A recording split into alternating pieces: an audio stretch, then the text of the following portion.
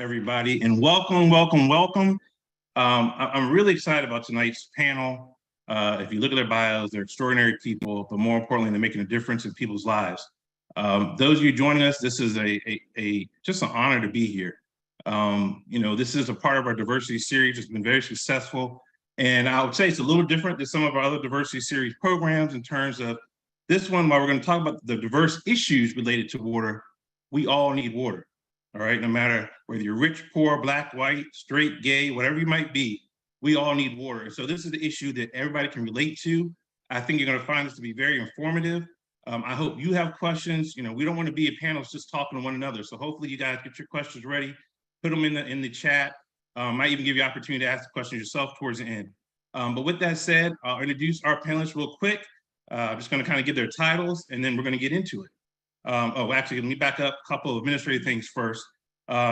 Disclaimer, for everybody here, we're expressing our own personal views, not representing any particular government, federal or state, or so forth. So please understand that. These people are taking their time out to just give their views and their experience and their takes on things. Also, I just want to say happy Memorial Day to all you guys as we get ready to go into the holiday, and more importantly, I always conflicted as a veteran myself, whether it's really a happy Memorial Day, but do enjoy it. But more importantly, please remember what this holiday is all about. Those fallen heroes, which while I would argue that we couldn't be here without water, we also couldn't be here without the people who've given up the ultimate sacrifice. So enjoy your weekend, but please take time to remember those we have lost. Now, with that said, I will give you the panelists that we're going to talk to today. So first we have the Honorable Chokwe Antar Lumumba. He is the 53rd mayor of Jackson, Mississippi. Mayor, welcome. We have Ms. Trishelle Young, Esquire of Trishelle Young and Associates from Flint, Michigan. We also have Mr. Ivan A. Boykin, Vice President of Finance for DC Water in Washington, DC. Then we have Ms. Zuleika K. Morales Romero, who is Director of HUD for the San Antonio Field Office of the U.S. Department of Housing and Urban Development. And last and certainly not but least, we have Sarah Porter, Esquire, Director of the Cowell Center for Water Policy at Arizona State University. So to all of you, welcome. And again, I want to thank you in advance for what you're about to do and what you already have done in this issue. So I'm going to throw the panel off a little bit, but I do want to go to one policy question first. And I'm going to go to Sarah first. From a policy perspective, is there a water crisis? Is there such a thing? Well, I'll talk about the American Southwest and say that a crisis, it depends on what you want to do. If you are currently a subdivision developer in the far-flung suburbs of the Phoenix area, there may be a crisis. If you're a ratepayer, somebody who rents or lives in a home in the city of Phoenix or one of the other larger suburbs, there is not a crisis. If you're a farmer in central Arizona, there's a crisis. It really depends on the water user and the place that person gets their water from. Okay, thank you. And I want to start out with that question because I think what I'm hearing from you, Sarah, and we're going to get into some stories in a minute, that it depends where you are, on whether you are, experiencing a water crisis. And even if you are, what makes up that crisis, right? Is it scarcity? Is it the quality of water? Is it a number of other things? So I want to kind of lay that as our foundation. And then I want to go into the personal stories. So I'm going to turn to Ms. Young from Flint, Michigan. Please tell us what's going on or what has gone on in Flint, how you kind of got involved with this issue, and I'll just turn it over to you. Well, thank you, Jamie. And first, let me say as a fellow veteran, happy Memorial Day to you, and thank you for your service. And, the story of Flint, Michigan is, we went global.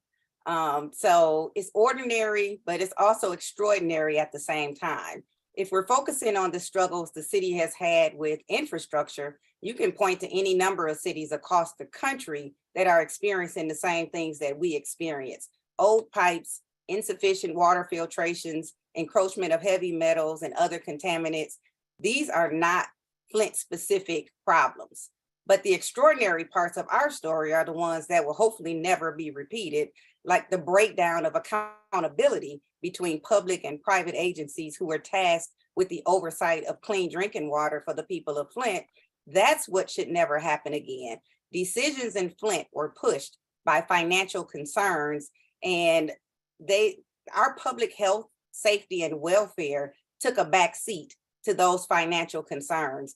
I really was propelled into this situation because I was born and raised in Flint. I was raising my children in Flint. And so the exposure was personal for me. And, I just had to do something about it because people were hurting to the point where they were dying. And the government officials, from the mayor to the state oversight to the federal oversight, was so severely lacking that we were forced to take legal action. And so that's really how I got involved in this. My trade is criminal law, not environmental law. I had no specialty or knowledge or any particular interest in this issue. I was just forced in it from where I stood. So let's unpack that a little bit. Talk to me, give me some more details. What was it like, since you live and grew up in Flint, you've raised your children there? What was going on? Tell me, like, a day-to-day, what was a citizen of Flint experiencing, and maybe is still experiencing? We'll talk about that in a moment as well, but kind of walk us through that. So the switch was done on April 25th of 2014. And the switch was done by an emergency manager. So you kind of have to back up and kind of show you the setup as to how we ended up in that predicament. We were having financial woes very similar to most cities that are predominantly minority, that have limited income and revenues and high expenses. And so the governor decided that Flint was not in the position to do what was best to balance our budget. And so they put in place the emergency manager under a public act. And that emergency manager basically usurped the power of the mayor as well as the city council, and all the power to make all the decisions that affected the entire city rested with that emergency manager. And that emergency manager was accountable to only one person, and that was the governor. And he had one job. That job was to balance the budget at all costs. So this emergency manager came in and just made decisions to make cuts that really they had no idea what the ramifications were or what the effect was when the rubber met the road. And so it started a whole lot of issues from the very beginning.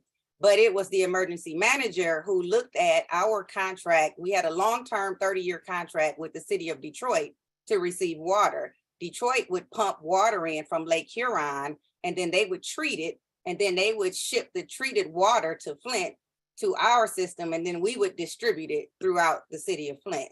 So that was a very expensive contract that we were in, and we were coming to the end of that contract. The emergency manager did not want to renew that contract, and Detroit was, basically they were our only option at the time. And so they were in a position of saying, we're not going to negotiate with you, Flint. So either you take our rate and renew it for 30 more years, or you go find you some water somewhere else. And the emergency manager said, well, hey, we're going to join the KWA, which was a new pipeline, Carragandi Water Authority, that was being built directly to Lake Huron. So they just wanted to cut Detroit out of the picture to save those costs. The problem was our contract was up with Detroit. So we had no interim source of water, and the KWA pipeline wasn't set to be finished for about 2 years.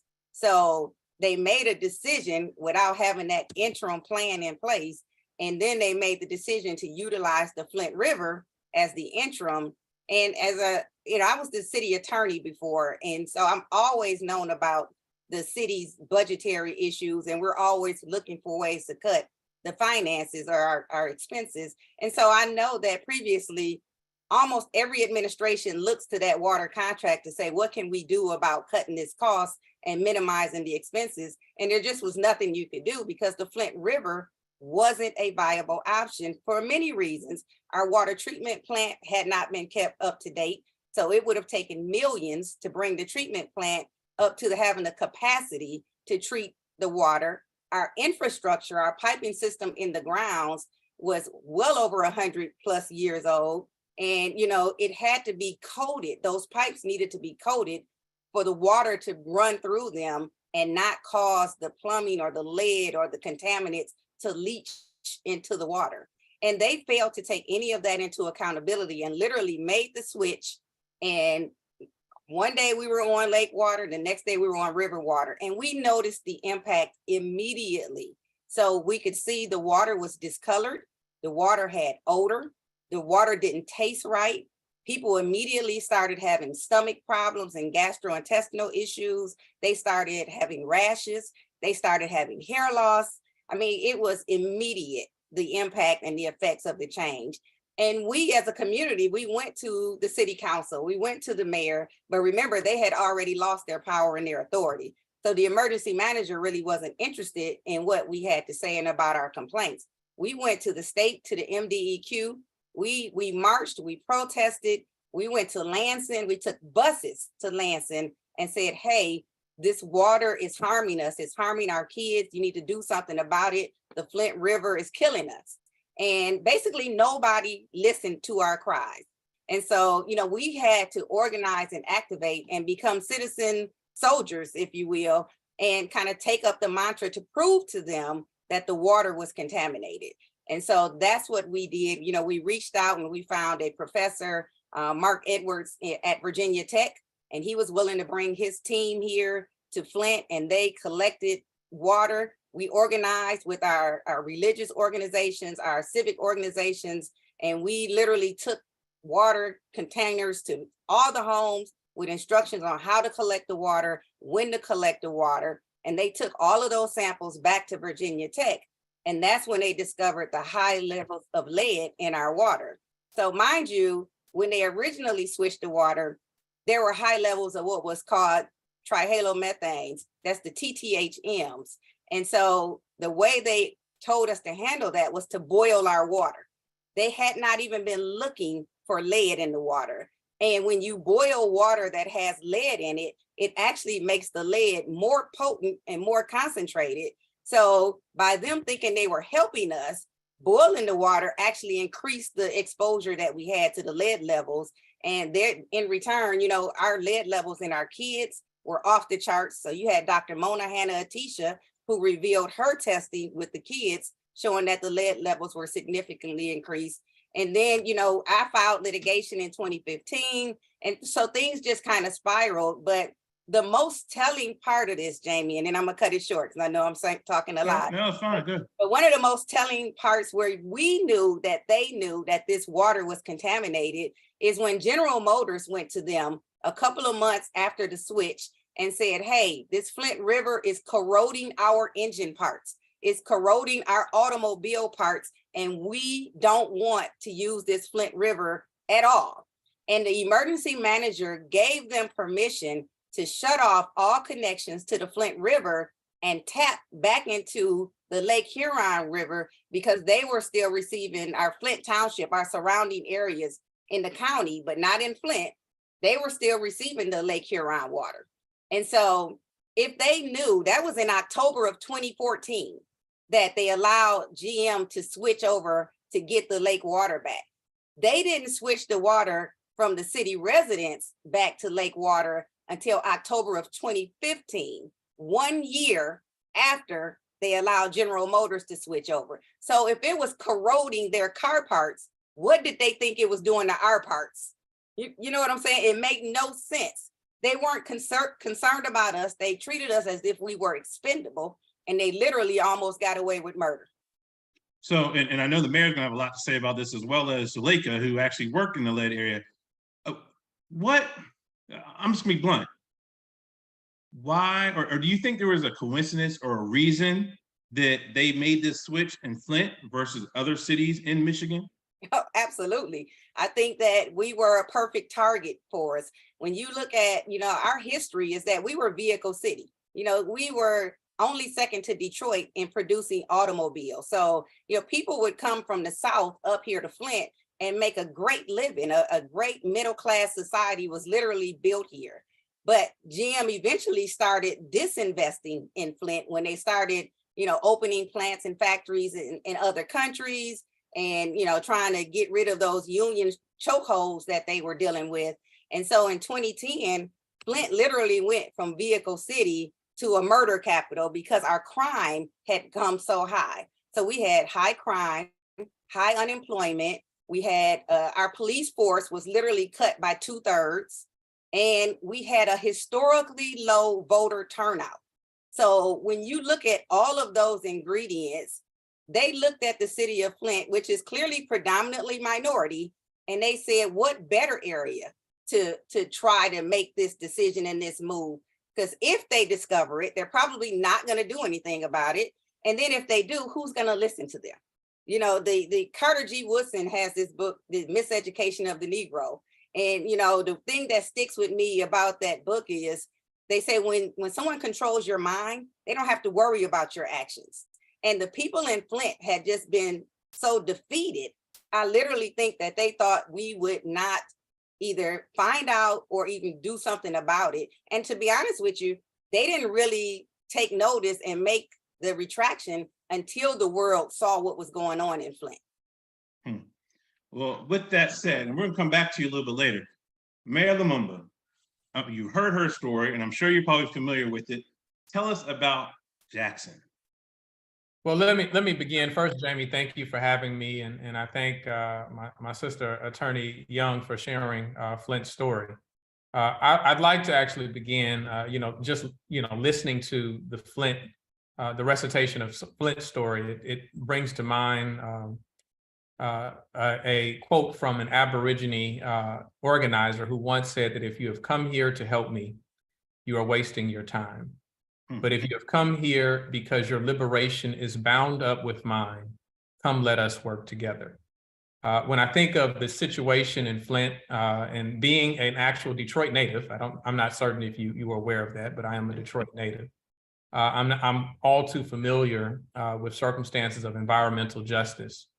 To be clear, there is a diversity of issues of water insecurity that plague our communities. Jackson's circumstance is not directly analogous to Flint, but what is analogous is the fact of the demographics of Jackson mirror the demographics of Flint. The lack of funding and the lack of value, not funding and valuing quality infrastructure for communities is analogous. What is different? What is different is that while there was a presence of lead that threatened the people of Flint, the primary issue in the city of Jackson has been an issue of distribution, meaning an ability to get the water from point A to point B. And these challenges within our water treatment facilities and in our distribution system have been ongoing for as long as residents in Jackson can recount. We moved to Jackson in 1988. In '89, I distinctly remember a freeze that took place that debilitated our water system and left residents without water for weeks on end. Over the course of time, there are too many instances of boil water notices, low water pressure or no water pressure to truly recount.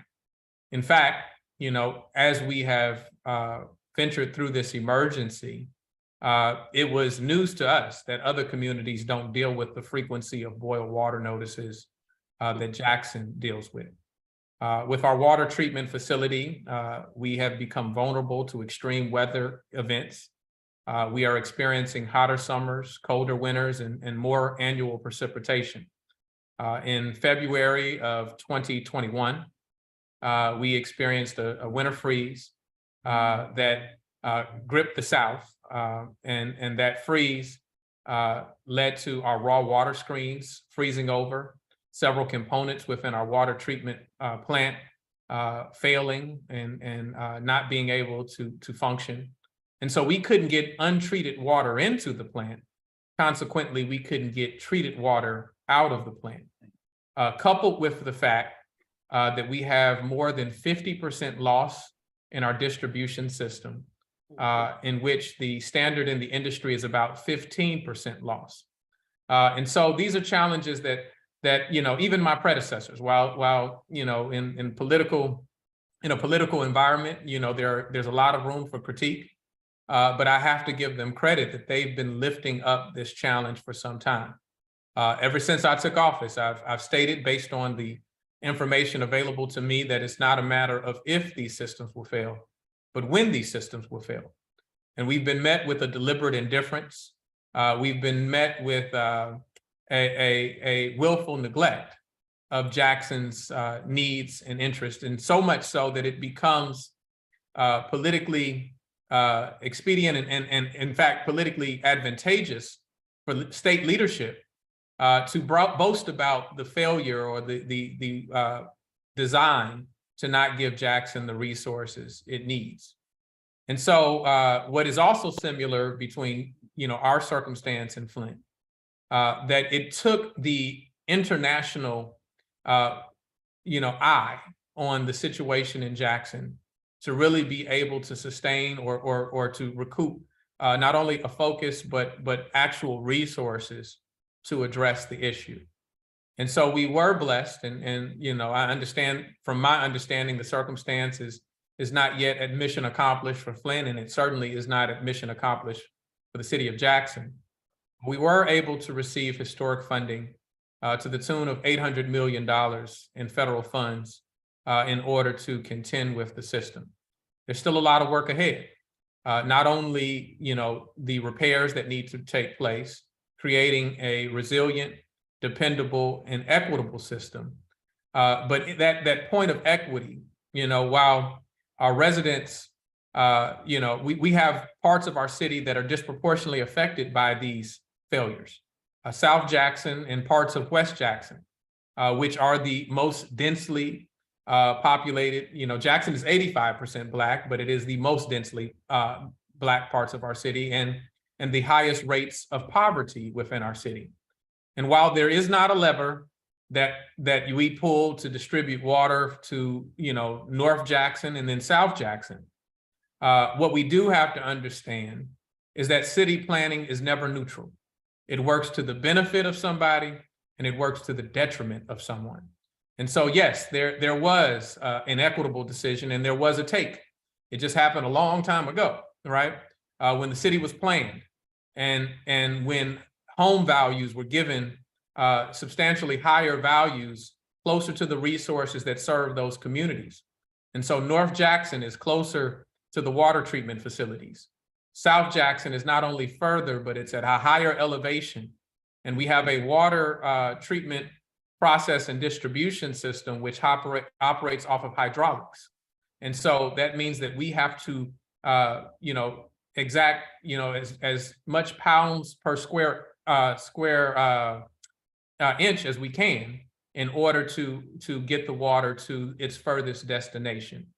And there are great inefficiencies in our ability to do that. Fundamentally, as the city of Jackson over the course of time has annexed additional parts of our city, while we knew that in that annexation, we were tapping into the pre-existing water infrastructure of those communities, we have not had the data sufficient to know how water moves from one place at one point in the city to the next. So we've needed a hydraulic model just to understand how water actually moves through our city in order to prioritize the repairs that need to be done. And so right now, we're doing the work. We took under the work. We took hold of the work in order to get resources in hand. And now we have to make certain that community is at the center of the decisions we make. But like Flint, one of the concerns we have is that those decisions are not solely within our hands and in our grasp.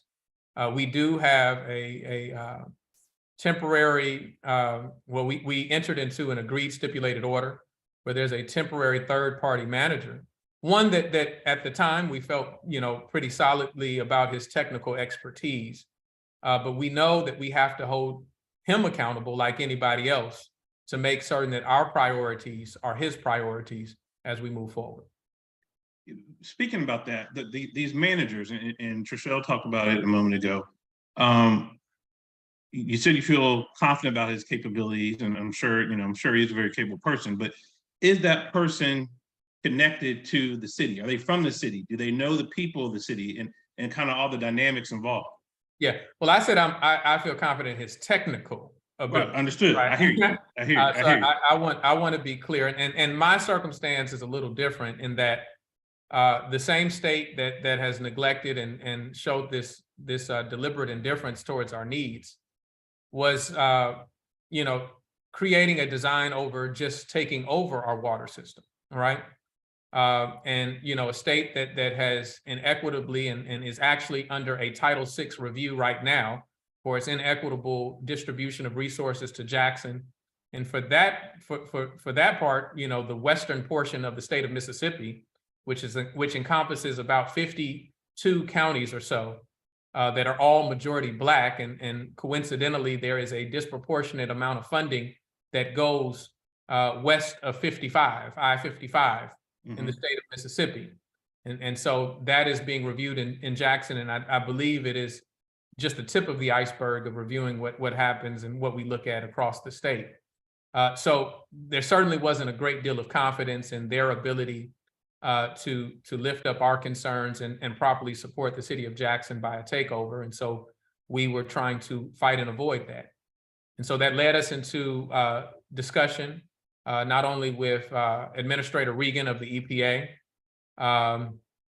Mitch Landrieu, the infrastructure czar, but I also had the opportunity to speak directly with President Biden and Vice President and the Vice President Kamala Harris. And they made a promise that they did actually fulfill in not forgetting Jackson and giving us our resources. But also, we didn't just need resources in hand, we needed to hold off the state. And so part of that mission was to come to an agreement with the federal government that, as President Biden said, I see what the state's trying to do to you, right? So how we would be able to avoid that.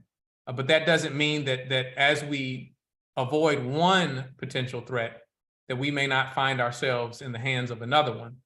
And so there are concerns, and we want to make certain that third-party manager understands the culture of Jackson, understands things like when we look at a water billing department, that if you move it out of a part of the community where people who are lower income and more inclined to come into a actual physical location to pay their bill, when you move them out of there, what are the implications?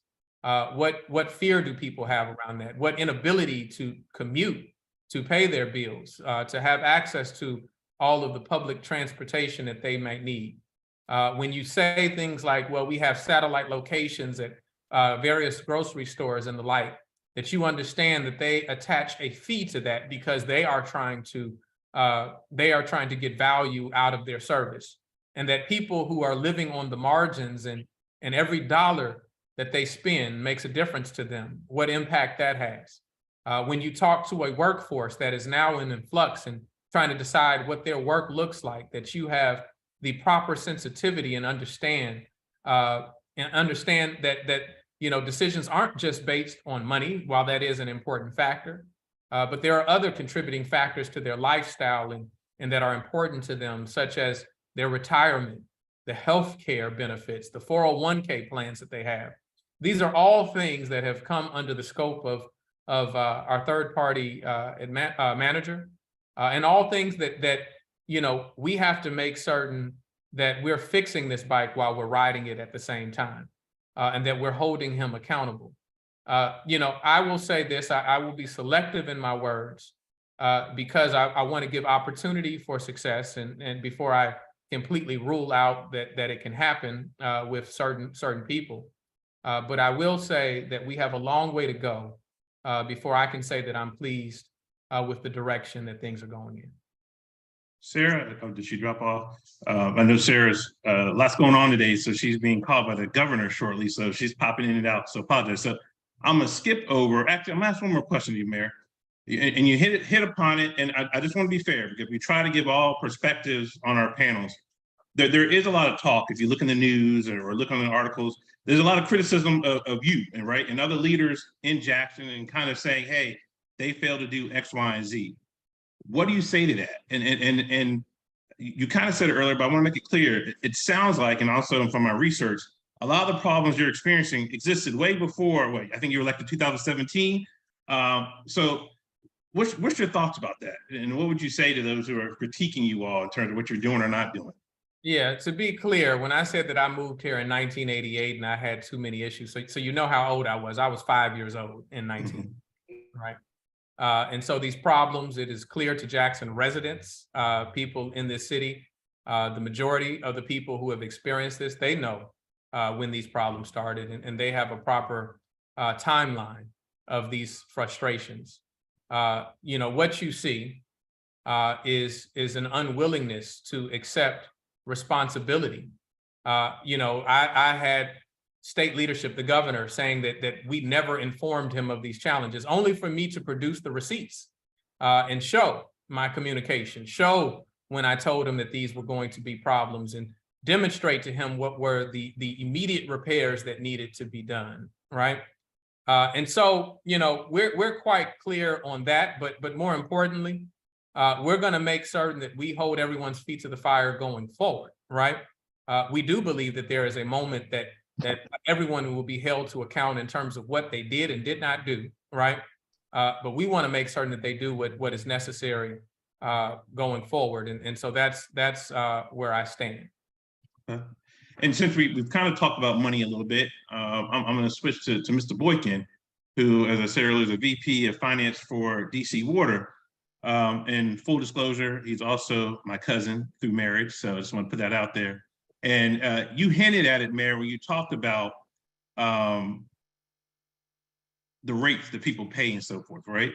And so, not to tell Mr. Boykin's business, but I was there when he first started at DC Water, and he basically worked in the collections office.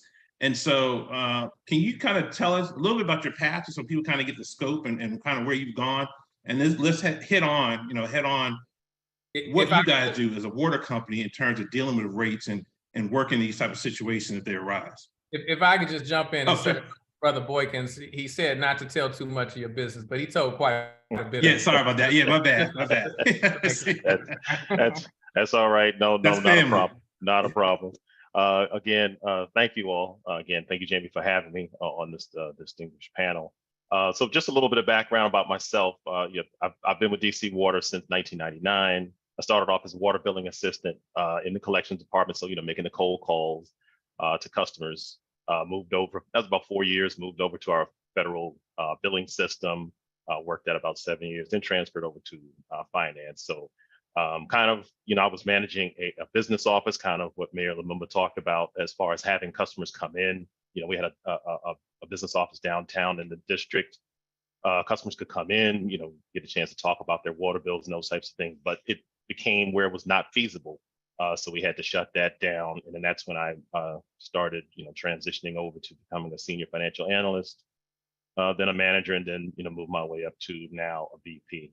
But that's just, a bit of background about how I kind of moved around the water authority for the last 20 plus years. And let me interrupt real second. The reason why I wanted him to tell that, just so you guys know, is that it's important to know who the decision makers are in terms of the water company and so forth.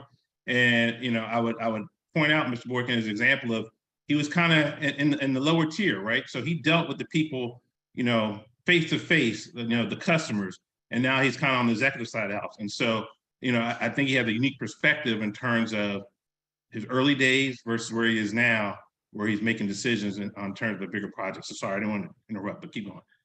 No, that's fine. That's fine. And you said you wanted me to kind of touch on. Yeah, so we talked about rates, right? So, we want some practical advice and understanding here. When you see a city like Flint, or, for example, for DC, right? When you have people who are struggling to pay their bills, what type of things are going on? Or let me back even further. When there's a water problem, let's talk about structure first. And there needs to be new pipes in place, or there needs to be a new capital project. Talk us through how that happens, because what I think a lot of people forget or aren't aware of, how does the water company actually operate, right? And a lot of us think of water as being free, and so we should be able to do things automatically. But how long does it take to change, hydraulic systems like in Flint or wherever it might be, and how much money are we talking about to make changes like that, and what's the process?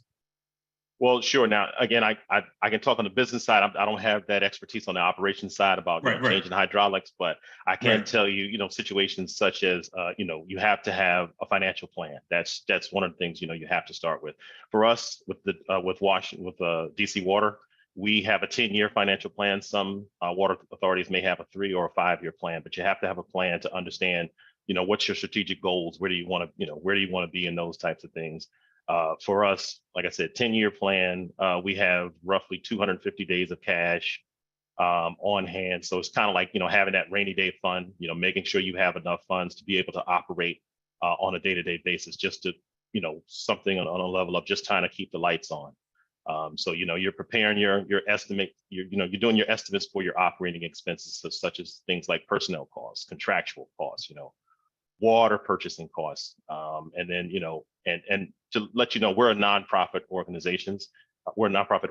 So just or an authority. So similar to a lot of other water authorities out there. Now, if you're private, again, that may be a profit situation, but for us, it's nonprofit. So we're a cost recovery organization. So very similar to, if somebody gives you a credit card, you can go and use that credit card on credit, then you have to pay it back. So we're on that side where we have to recover those funds. So, and we have engineer studies that give us a report that might state, we need for renewal and replacement reserves. So if there was a plant explosion or something of that nature, we have roughly $35 million. The engineer study states that it's going to cost roughly about $35 million to, go and recover some of those assets. But again, the time that it takes, it takes quite a while. I mean, we have a water system replacement fee that's on our bill for our customers. That's generating roughly about $40 million a year, but it's only replacing 1% of the pipe. So, and I think I heard Attorney Young state that pipes are maybe 100 years old. We're the same. I think a lot of utilities across the nation in the major cities are going through a lot of those aging infrastructure issues. So it's a major challenge. I mean, we have a capital plan right now over 10 years is about close to $7 billion.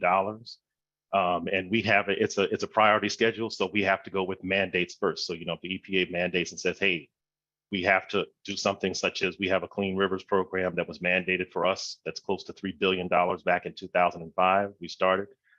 It won't end until 2030, but that takes up 20% of our budget. So, I mean, we have to go with the mandated things first.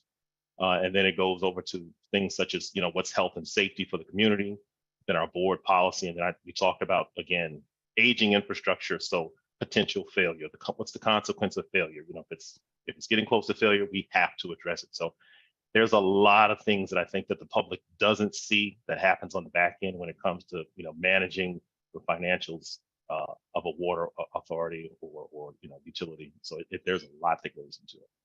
Do you have control? Because, like in these situations, we're living in a town and our water pipes are going bad.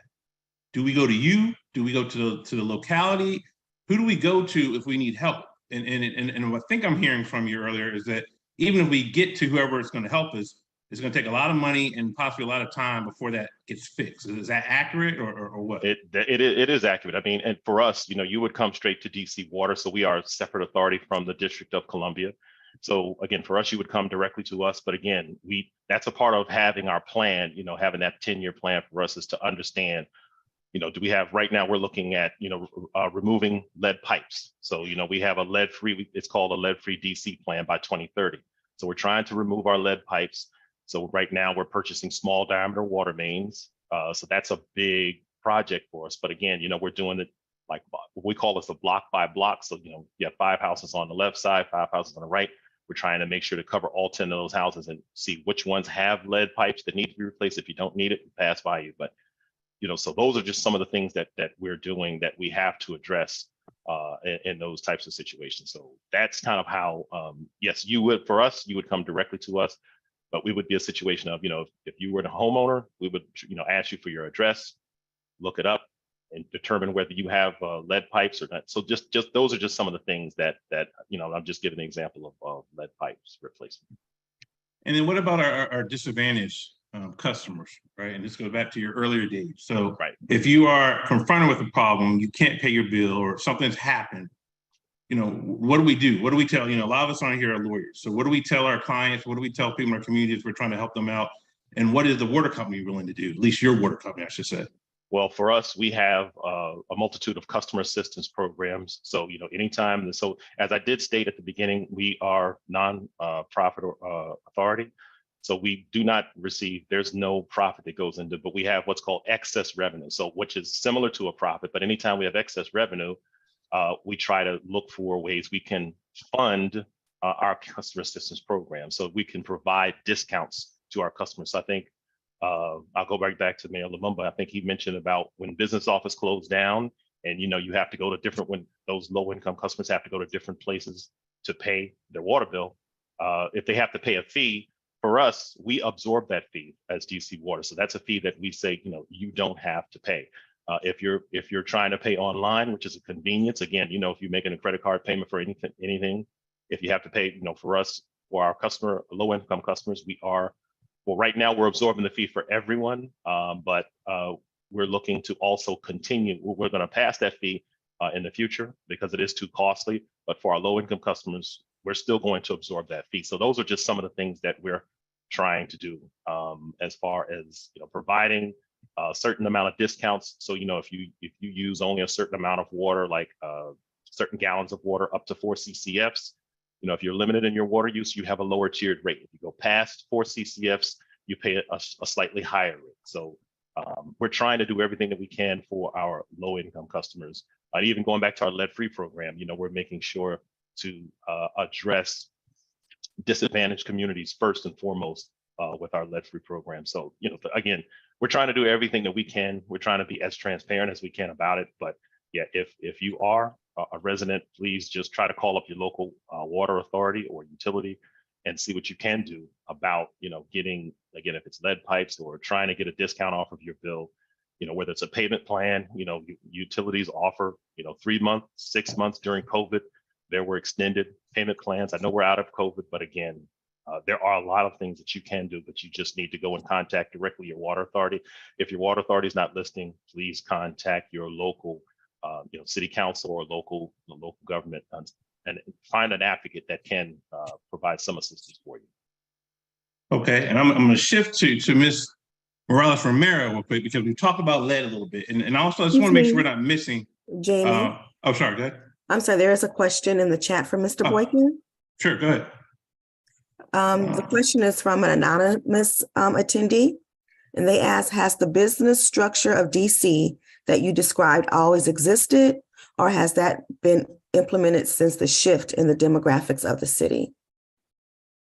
So I guess maybe if we could be a little clearer on the business structure. So as in DC Water, well, let me say this, DC Water became an authority in 1996. So we, from my understanding, and I was not there, I got in 99, but before that, it was a part of the District of Columbia. So it was a part of Public Works. So that's how it was. So it was a part of the district before 1996, but in 1996, it became an authority. So we have autonomy to set our rates. We have a board of directors, 11-member board of directors, 6 that are appointed by the mayor in Washington, DC. And then we have 5 other surrounding board members. But that is the current structure, and that's how it's been since 1996. Speaking of structure and board members, what does your board look like? And I bring that up because, and we're going to get into kind of the diversity part of this discussion in a minute, but what does your board look like, and what are your colleagues? What does DC Water, the composition of kind of your leaders at DC Water look like? And then compare that with maybe some of your fellow water companies across the country. Well, I can say we're very fortunate, here in the district with DC Water itself. We have a very diverse board. I can say that, between women, people of color. When it comes to our executives, our CEO, African American. We have several other people of color on our executive committee team. Leadership team, I should say. When you go across the water industry, it's not so much in the executive leadership. I can say, again, right here, if you all are familiar with, they call it the DMV, which is the DC, Maryland, and Virginia area.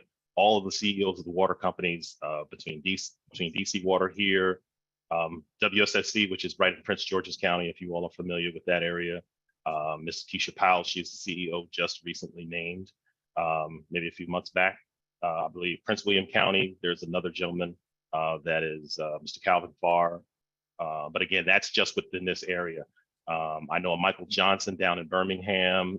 There's a CFO, Ms. Francis, I can't think of her last name, Morris, I believe, down in Miami-Dade. But to be honest with you, when I attend CFO conferences, the last several years, there's not much diversity at the executive level from what I've seen. And have you seen, is that a problem? I mean, I know you're not in the jurisdiction, or maybe you guys discussed it in some of these messages, because when I think about what Ms. Young was saying earlier and kind of hinting at, the people who were making decisions weren't people from Flint or looked like people from Flint or, had the monetary means of people from Flint.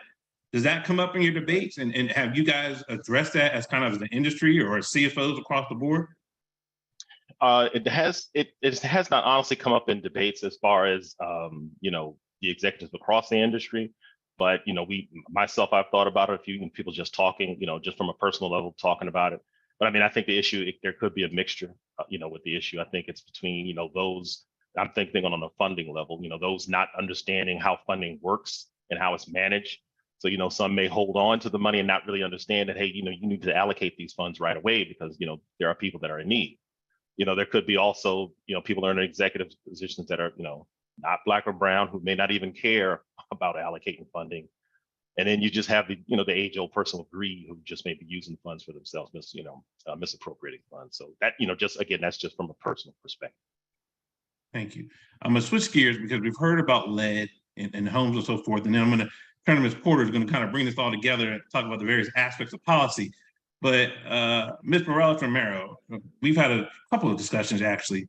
And so one, give a little bit about your background, because I think what you did early in your career is very pertinent to what we're talking about here. But also the fact you're in Texas and things that you've seen and experienced, and we've talked about some of the cities close to you, kind of lay out where does HUD kind of come into this picture of water? Okay, well, thank you very much for having me today. Just listening to all of our panel members, a lot of the stuff that they were talking about resonates with me. When Sarah mentioned where she is and drought, living here in San Antonio, Texas, we're definitely very familiar with drought and how it affects, and it's affecting a lot more folks. I'm not here to talk about drought, though. I'm here to share a little bit my experience with lead. And so I wanted to share a little bit because when Trishelle was talking about the situation in Flint, I think that everyone should be aware of how these toxins can affect people.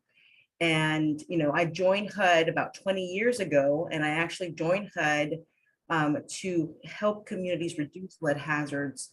And that was after really learning about the effects of lead to children. And I don't know if many of you knew this, but the effect that lead has in children, first of all, it doesn't take a lot of it to affect them. And second of all, once they're poisoned, the consequences are long-term. It's not something that they have a bellyache and tomorrow they're gonna, have some tons and be better. It's actually lifelong consequences.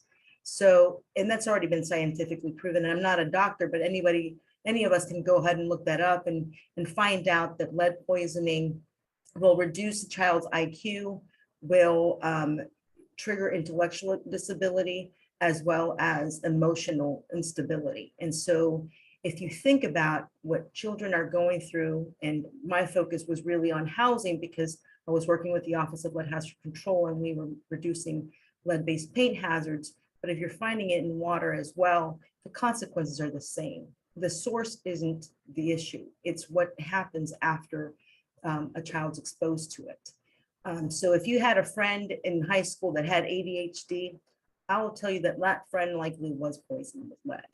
If that friend of yours dropped out of high school, or that person you knew that dropped out of high school, probably it's still consequences of lead. And so lead poisoning goes and reaches a lot of people, and it's been reaching us through lead-based paint, but now we know that it's also through lead in the lead pipes. So what I can end off and just to share with you, and maybe this is going to resonate to all of you participating, is a young man in Baltimore. This was 2015, Freddie Gray. Does that ring a bell to all of you? Well, it was proven that this young man had been severely lead poisoned throughout his childhood. And he had severe issues when going to school, and then was in and out of, running into the law and having other issues. Now, we may link that to the lead poison that he had suffered when he was a child and where those sources came from. But now we're looking at Flint and how Flint is being affected. Now this isn't scientifically stated. I know that there's been a lot of press that has been touching it, and that's their special education programs. It has severely increased. It has tripled since this all happened, and I don't think it's going to end. And so if we don't link those two things together, we're not being aware of the consequences of lead poisoning. Now, I'm here to share a little bit about lead, but let's not forget that there's other toxins as well. And it is our health departments that have to release these advisories to us and to the community to let us know. If that's not done timely and not taken serious, just as Ms. Young mentioned, that they were thinking about the clarity of the water and the taste, but they weren't necessarily tasting what the water had. The consequences are severe. And everybody knows about Aaron Brockovich. Who doesn't know about Aaron Brockovich and hasn't seen that movie, right? And so, and we realize how serious it is. And so I appreciate again that you invited me to be part of this. And we as HUD, we are moving things when it comes to hazards in housing, but we have also taken an approach when it comes to lead and water, and we have ensured that our HUD assisted housing, they do test, as well as that they are prioritized when they are identified to have lead pipes in the housing. So, and finally, I should share that the bipartisan infrastructure law, which I know that Mississippi was part of this, and they're gonna be receiving monies from it. That infrastructure law that was signed by our current administration will provide $15 billion to be able to replace lead pipes, and they're already working on that. So there's still a lot that can be done, should be done, but I'm hopeful that we are working towards that area. Thanks There's a again. couple of things you said. First, I'm going to hit the pipes in that bipartisan wall structure of financing. How does that work? So the federal government gives money to the state, and then what happens?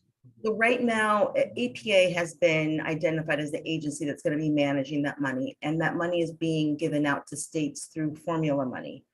And so that is specifically for the lead pipes. It will get to the state, and then it'll have to trickle down to the communities. I know that the mayor has a question. Yeah, you're probably going to ask the question or make the comment. I'm about to ask it. Go ahead, Mayor. Well, with respect to lead pipe replacement, there is a formula and there is direct ability for direct allocation to cities, right?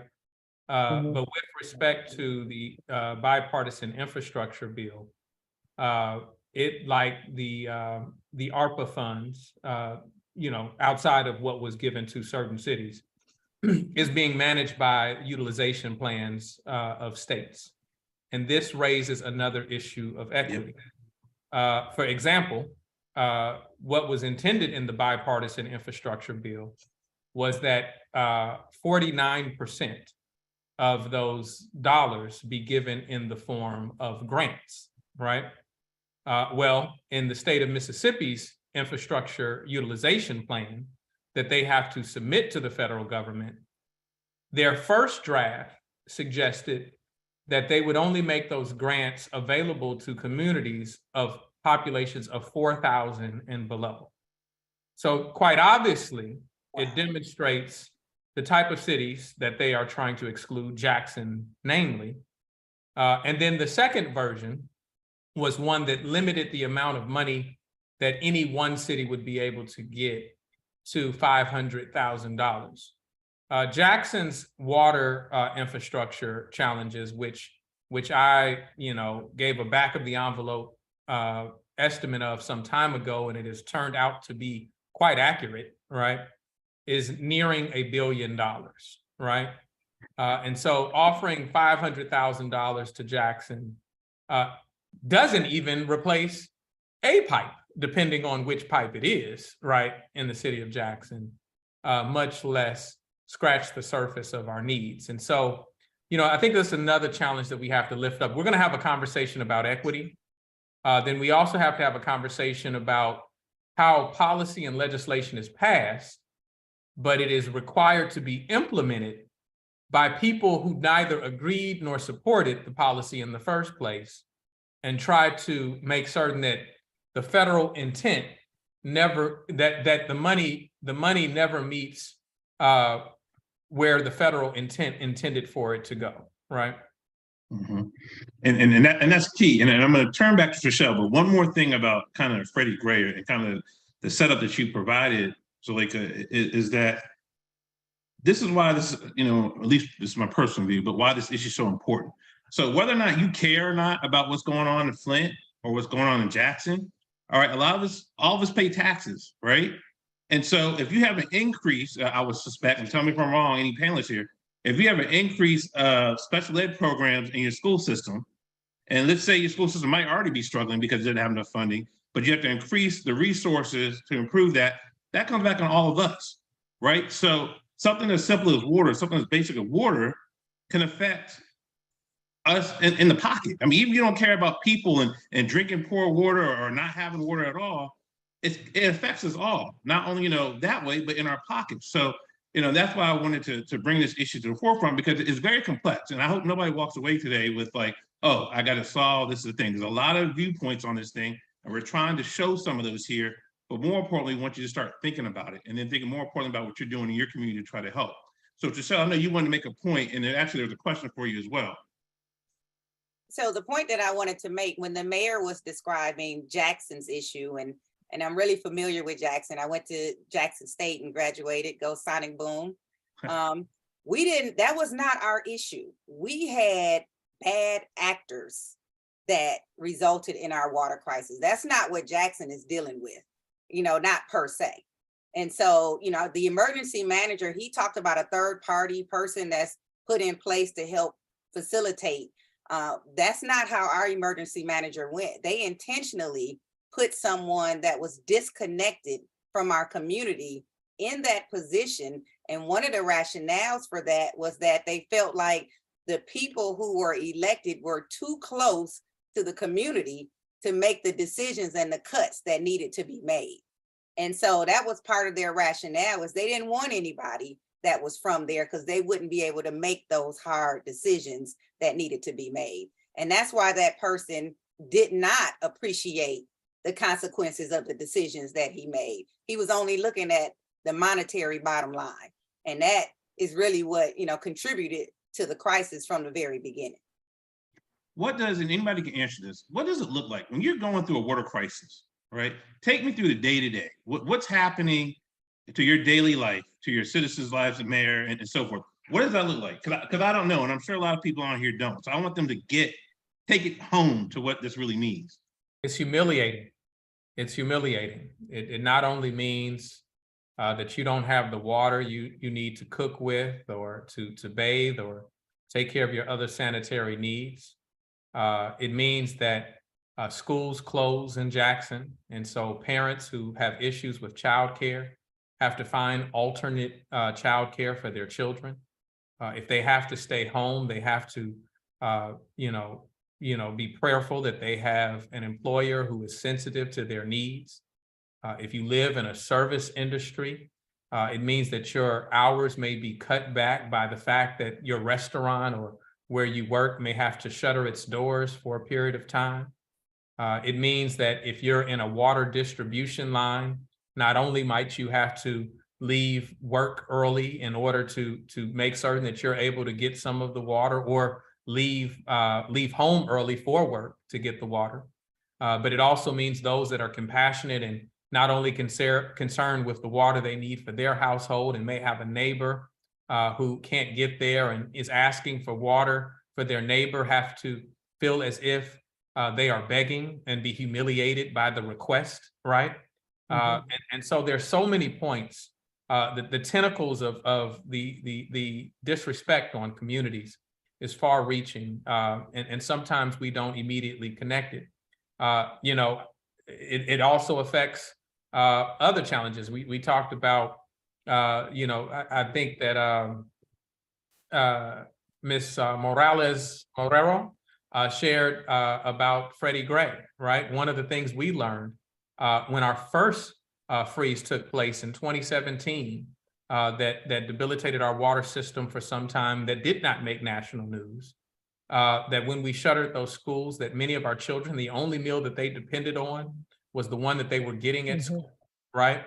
And so when we see violence, the sharpest increase, Jackson has also been known as much of the nation for having an increase in violence at this time of COVID. The sharpest increase is amongst our youngest demographic, right? And so when we're trying to, profess to them that we value them and we love them, everything in their society is telling them different, right? And so the impact, the trauma is far more expansive than we yet know. Ms. Young, you And want to for add us into in the that? city of Flint, Jamie, it basically meant we lived off of water bottles for literally everything. Every day there was a site somewhere in the city of Flint where people could go get free bottled water. And those lines would be miles down the road, waiting for that center to open, waiting to get that water. And within 2 days, you're going to another distribution site to get more water because you're using that bottled water literally for everything. Nobody was being able to take a bath because you couldn't use that much to fill up a tub. And so the inconvenience, nobody really can appreciate how much you use water until you can't use it anymore. So that disposition for over a year was just unimaginable. And then for us to continue to be told that, we're the ones that are exaggerating our situation, to the point where this was criminal. One of the questions in the Q&A was, did anybody get criminally charged for this? And yes, they did, including the governor and the emergency managers and the people over the water department and people from MDEQ. They were all charged criminally, but all of those charges ended up getting dismissed and never reissued.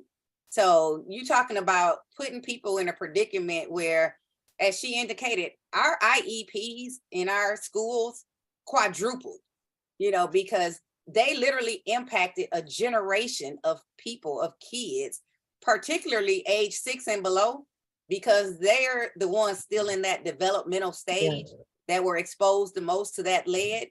So they're going to suffer the most in terms of that behavior, cognitive issues, and so even in our civil suit, we have a pot of money set aside because we know these kids, they may exhibit issues and end up in the criminal justice system. They're going to have problems that all stem from this decision that they made that resulted in our water crisis. So the ramifications are still going on. And I tell you, I don't know when they're going to end. Yeah, what is the status? So both, and then I'm gonna go to Ms. Porter, but to the mayor and to Trishelle, where are we now? Are you still having water problems, or are you just getting the residuals from what you just talked about, or where are things in Flint and Jackson now? So we're better in Flint, but we do still have water quality problems. They're still in the process of replacing pipes. I know the mayor and others have indicated that, to replace all of that infrastructure is a major ordeal. And so kind of like what he said in the District of Columbia, they had to kind of go block by block. Our job was made a lot tougher here in Flint because they couldn't even tell where the lead pipes were as opposed to when those pipes had been replaced, throughout the years. And so they literally had to go through all of the city infrastructure and replace pipes. And when they replaced them, they only replaced them from the curb up to the house. Homeowners were still responsible for replacing any lead plumbing that they had inside their home. And some people couldn't afford to do that. A lot of people literally walked away from their property because they couldn't deal with the water issue and they couldn't afford to replace the plumbing. And so, it just led from one issue to another. So is the water industry involved with this? And I don't know if you can talk to this or not. Like when this happens, or say you're getting prepared for this in DC, are you consulted, Trishelle or Mayor? Did you consult the water companies in your jurisdictions, or are they kind of just out of it and they just kind of do the business side? Like what happens? Is there any interaction between you all? Well, in Jackson, the water company is actually run by the city, right? Okay.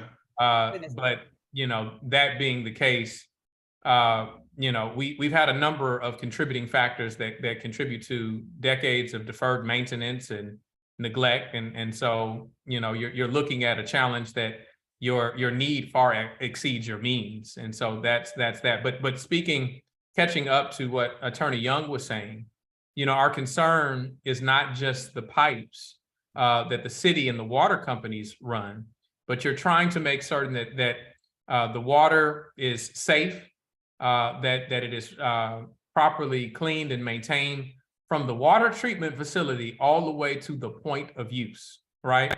The point of use is the fountain that the child drinks out of in the school, right? The point of use is where you capture it in your kitchen and so on and so forth. And even while there is an emphasis on removal of lead pipes, I don't believe that we are going, as Attorney Young properly stated, that we're going to the point of use, and so the threats still remain. Lead. While I said that the circumstances in Flint weren't exactly analogous to Jackson, we still have the presence of lead within our world, right? We know that there's lead in older buildings and homes, right? The likelihood, that's how they do their testing. They determine where older homes exist and which ones have the propensity to have the existence of lead before city codes established that you could no longer use lead pipes within your property. And so we have a long way to go in order to protect people properly. Thank you. Ms. Porter, your turn. I want you to kind of bring it home because you are the policy expert in this area, and recognizing, you're from the Southwest, but you and I've had some discussions, and I just want to point out, and I think they put it in the chat, if not, it should be at some point, an outstanding article or paper done by her center. It's called The 10 Tenets of Water Equity, Consideration of Community Water Systems.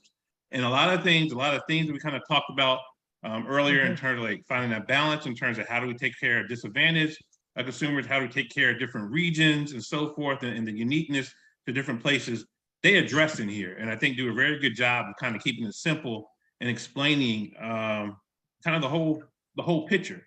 But I just want to turn to you. We opened with saying, is there a water crisis? And I think you said there is. And I remember in our kind of prep for this, we had a discussion and you made a comment like, well, out here, it's not really an issue that, or at least Arizona, let me be specific, that Arizona doesn't have water, right? I think that's what you said.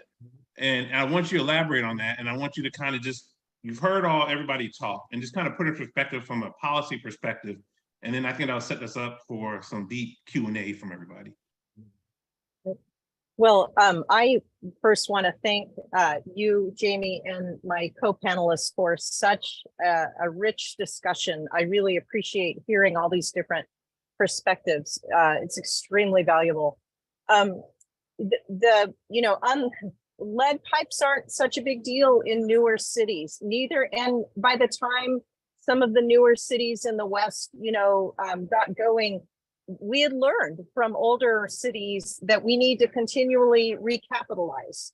In Arizona, it tends to be, it's not entirely, but about much more than 2/3 of the population are served by municipal water providers, meaning their city, just what we heard from Mayor Lumumba from Jackson, it's the city, so it's the elected city council that sets the rates and really has the final decision-making authority.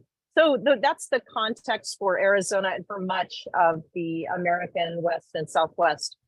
And the big issue that we face as a region is water supply, not water quality, which tends to be the issue east of the 100th meridian. We don't have enough water, honestly, to do everything that everyone wants to do with water. And so we have ongoing negotiations and really conflict over, how do we allocate or reallocate the water so that we can do the things, so that we can have prosperous communities, healthy communities. Before I go on about this, I want to flag that the United States, and I'm not talking about people in Arizona, I'm saying our entire nation has a very, has to reckon with a past of really depriving Native American communities of their water supplies. And in Arizona and in other Western states, sometimes that deprivation of water supplies brought those communities to the brink, to the very brink of extermination. So I feel that I, as an American, need to reckon with that history as well. Things have changed, but it's still, a struggle on some Native American homelands. During COVID, I think many people heard about the Navajo tribe, right when there was a lot of emphasis on hand washing. The Navajo tribe, which was hit much harder by COVID, much greater death rates. They also are limited to, a few gallons. Many people on the reservation have just a few gallons a day. They haul their water. So anyway, I don't want to overlook that we're still working on, on addressing what the United States did as a policy to our Native American communities, particularly in the American West, because water is scarce.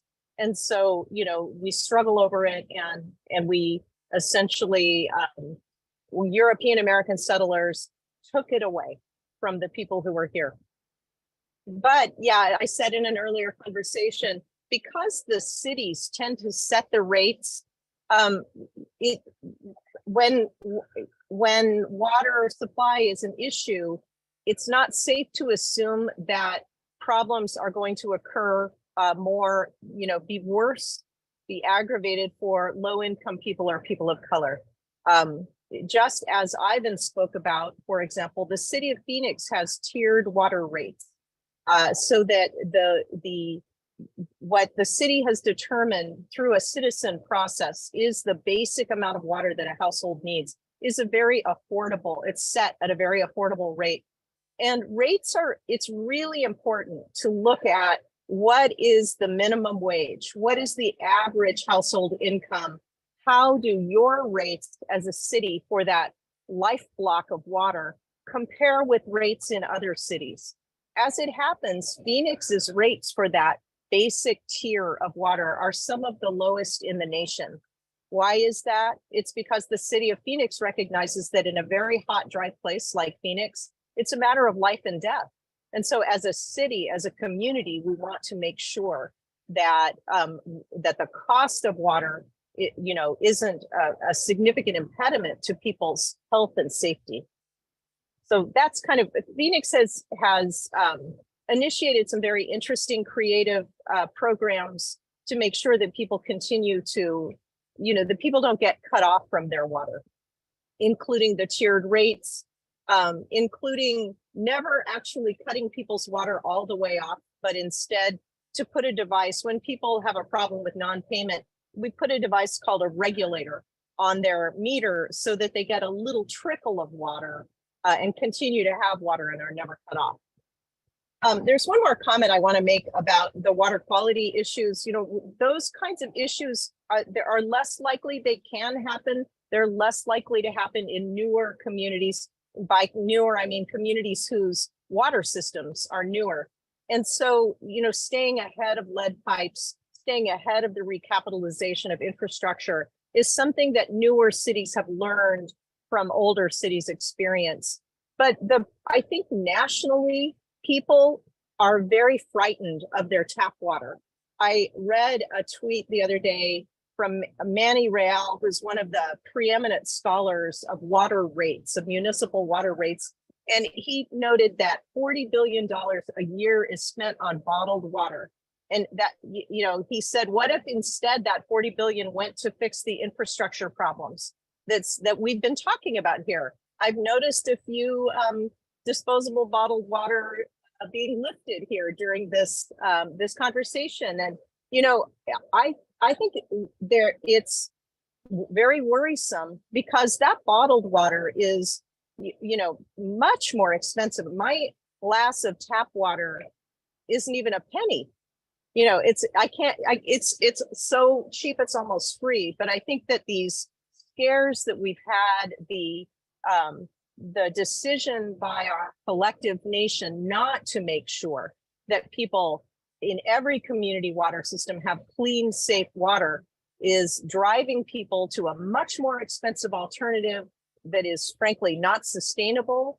It's not a good choice for us as a nation to choose to spend money on water being delivered in small plastic parcels rather than through our taps.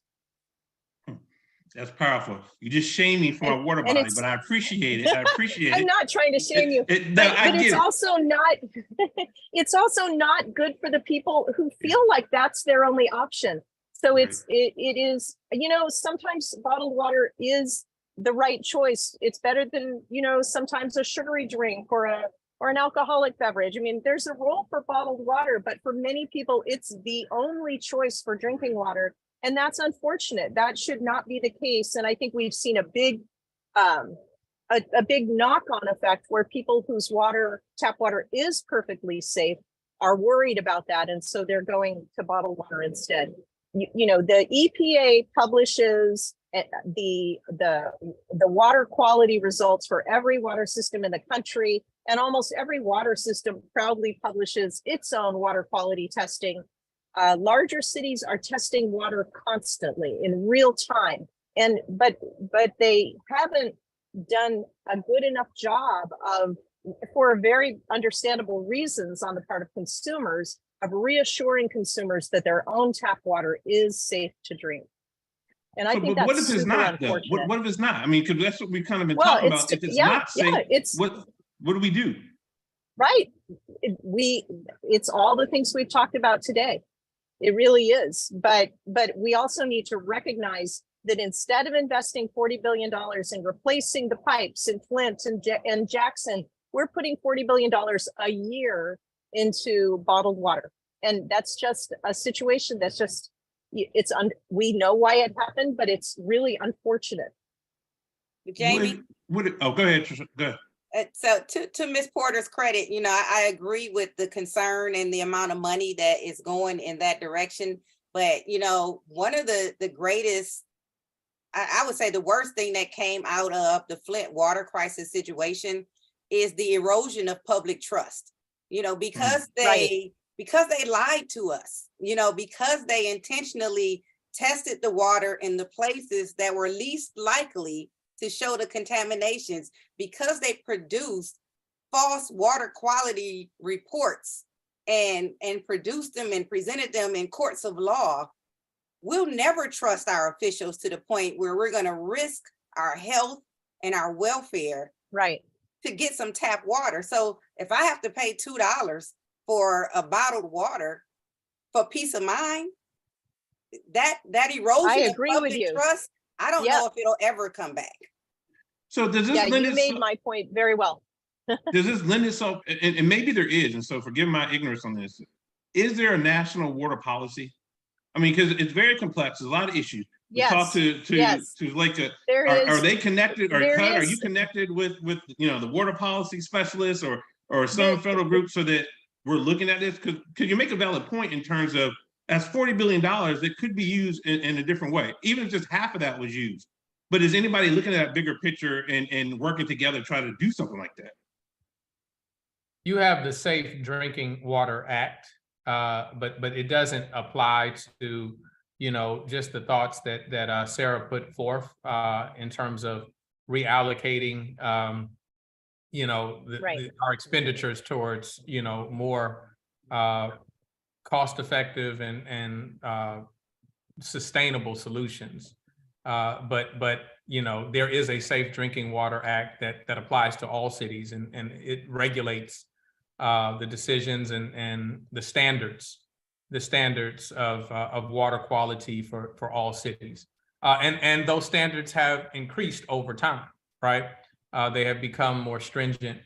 But as this conversation clearly reveals, there are still many gaps, you know, in terms of water insecurity.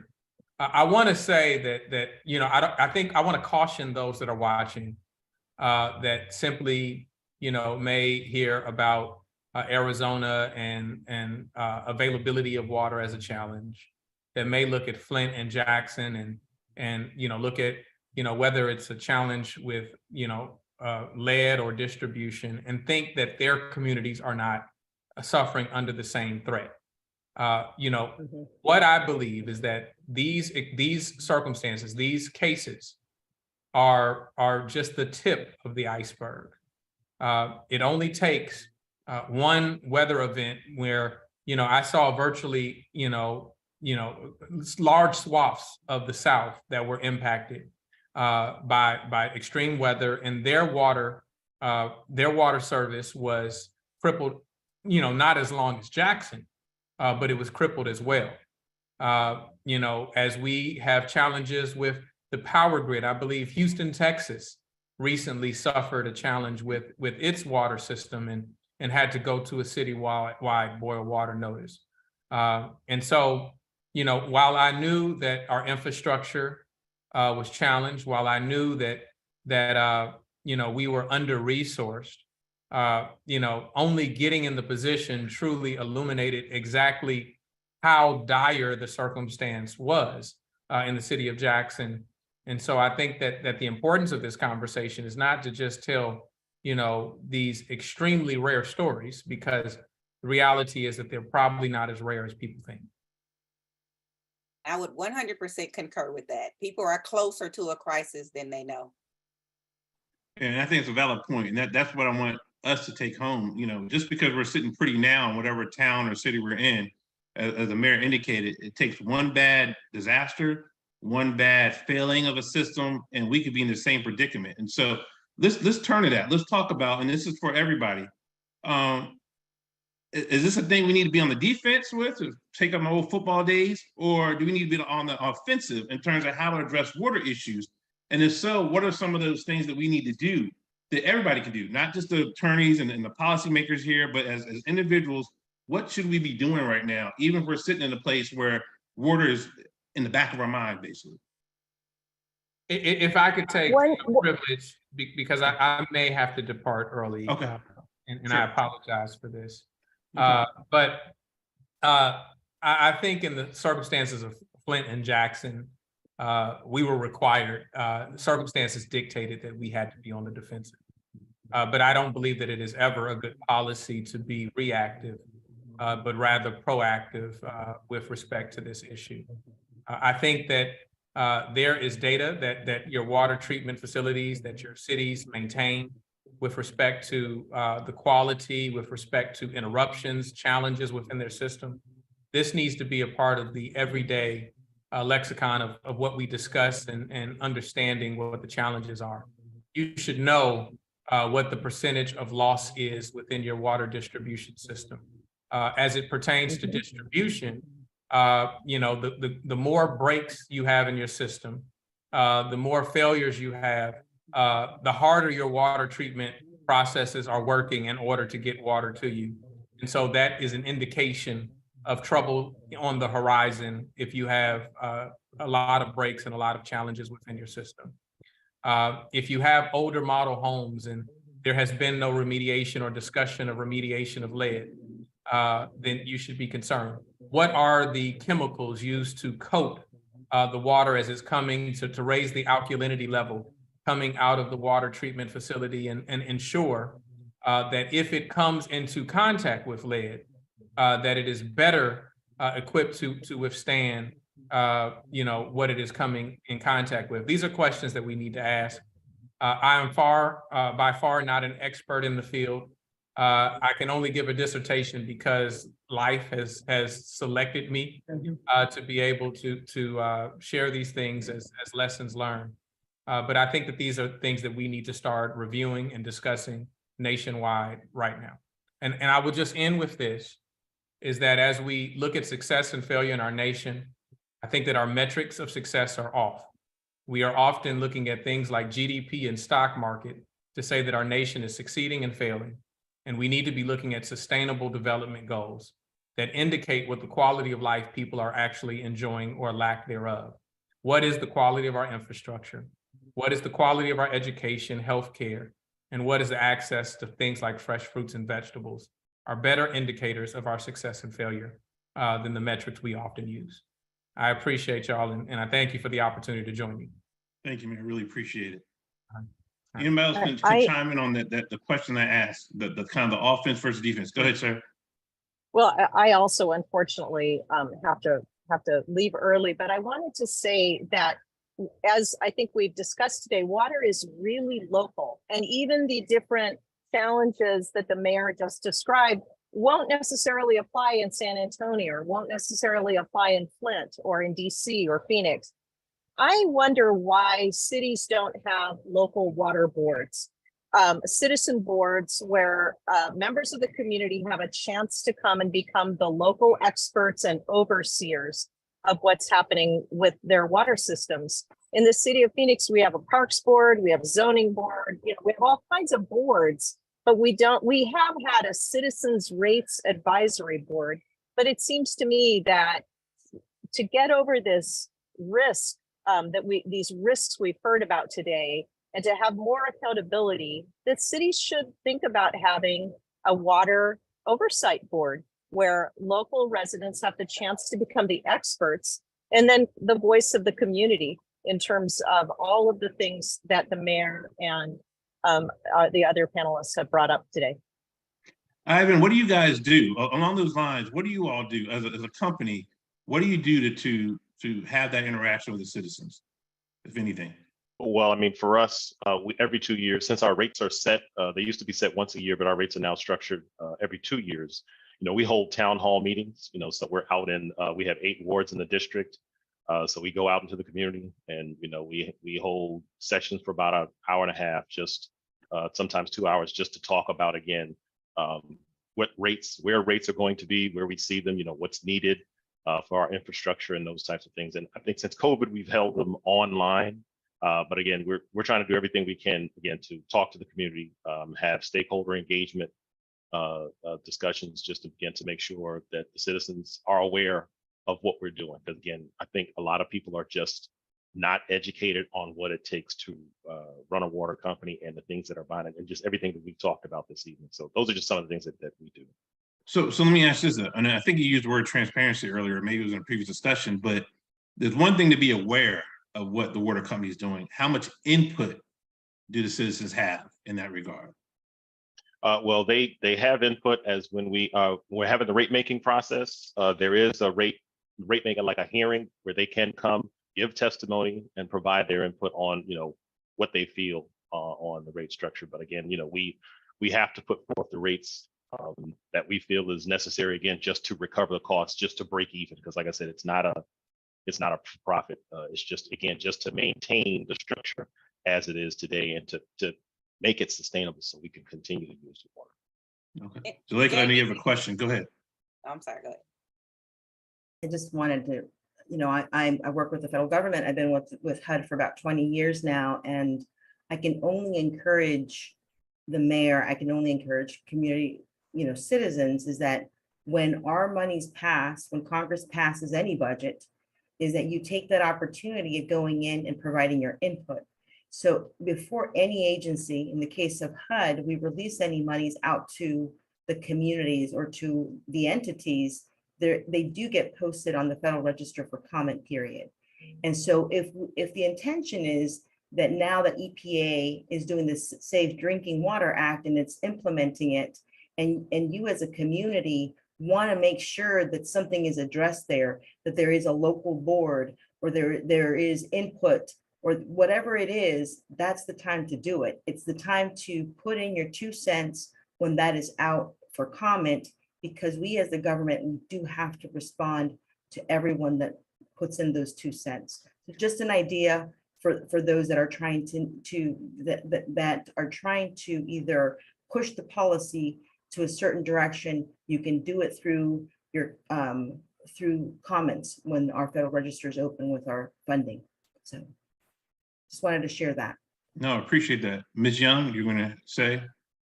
And so I do want to also mention that, the Safe Drinking Water Act has been mentioned a couple of times, and there is a provision in that act that does allow a citizen to initiate an action if it's related to that issue. There are some stringent requirements and notice and all of that, but it does provide a means for a citizen who's seriously concerned about a particular issue to address that issue.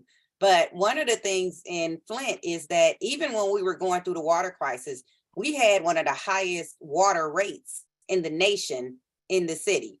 And so even today, we have 4 charges on our water bills. We have a service fee, and then a usage fee, and then we have a sewage service fee, and then a sewage usage fee. Our service fees are higher than our usage fees because when the city saw that the use of the water was declining, they switched it up because they still needed to generate a certain amount of revenue from the water bills. So on average, my monthly water bill is at least $250, which is extremely high for the usage that I actually get from the water. And mind you, I don't even drink the water. So this is just from washing clothes, flushing toilets, you know, dishwasher, things of that nature. That's a very high bill when around me in the same county, but outside the city, they're paying like $40 a month for their water. You know, it's a astronomical difference, and we're still questioning the quality, yet we're paying the most for it. Yeah, I'm glad you brought that up because one of the questions that I know a person asked me was, you know, what happens in a situation where people charge for water they don't use? And I guess maybe I'll go back to Ivan on that. Now, again, I'll point to this article. I think does a great job of exploring those issues.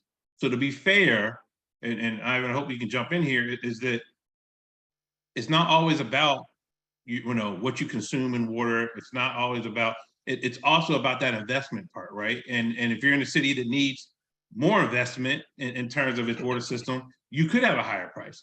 But then that doesn't help you, right? As a person that can't drink that water is getting charged. And so it's kind of a game that you got to play, a balancing game.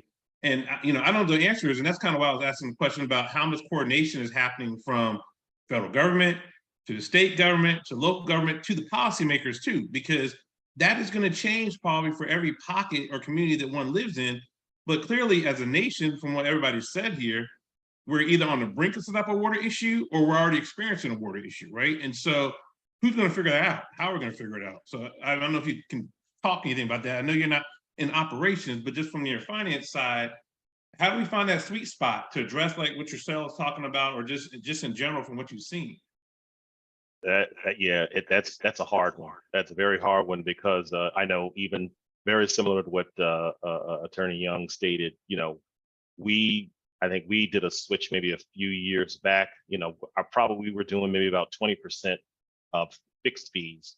But then when you see the infrastructure as it's failing again, it's going down. We had to make a switch where we increased, where we're close to, I think, 30% now for fixed fees. So even though you may not be consuming water, you may notice your bill may be going up. And that's one of the reasons is because, you know, just that capital infrastructure and the cost of repairing and trying to keep things sustainable, that is a thing that has to, you know, take place.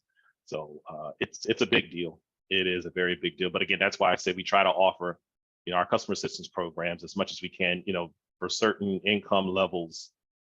You know, of course, in the lower income levels, I think some customers may be able to get up to 70% off of their water bill. So those are just, again, some of the things that we try to put into place for our customer assistance programs. But again, it is not easy. It is not easy at all. But those are just some of the things that we try to do so far with our customers. Jamie, Yeah, sure. there's a comment in the chat. Yeah, I'm about to turn it over to any question or comments. We're about 25 minutes out. Okay. Could be a little less. So yeah, let's go ahead. What's the comment or any question anybody has? So the comment says, I live in Baltimore, a city with predominantly Black population.